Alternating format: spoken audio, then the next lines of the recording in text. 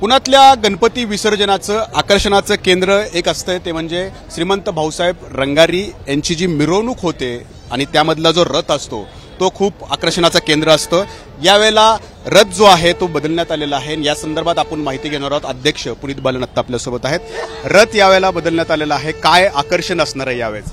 या वर्षीचं जे रथ आहे ती श्री गणेश रत्न रथ आहे।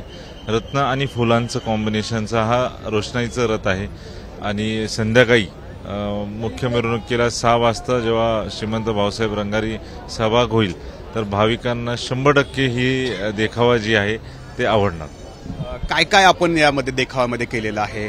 कारण आकर्षक रोषणाई सहज आपण वेगवेगळे काही खेळ पण यामध्ये करत असतो। 100% याच्यात रथात तुम्ही विचारलं तर ते फुलं आणि रत्नाचं आहे, त्याच्यात मग कोल्ड पायरो आहे आणि जे मुख्यतः सर्वात मोठी आकर्षण म्हणजे नेहमी आपण गणपतीची मूर्ती ही आशीर्वाद देणारी बघतो।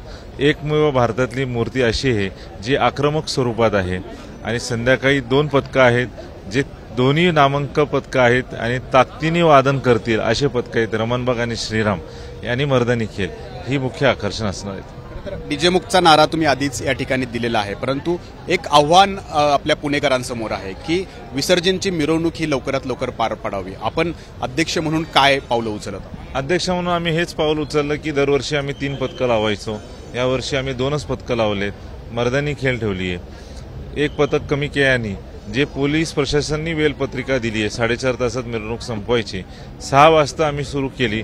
11:15 पर्यंत आम्ही अलका चौक क्रॉस करू। 11:15 पर्यंत जी पूजाची मूर्ती त्याची पातालेश्वर घाटात विसर्जन 100% होईल।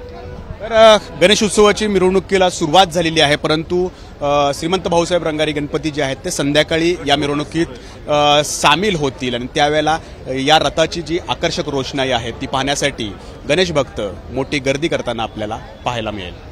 Cameraman Rajesh Bidkar sir, Najimulla, ABP Majha, Pune.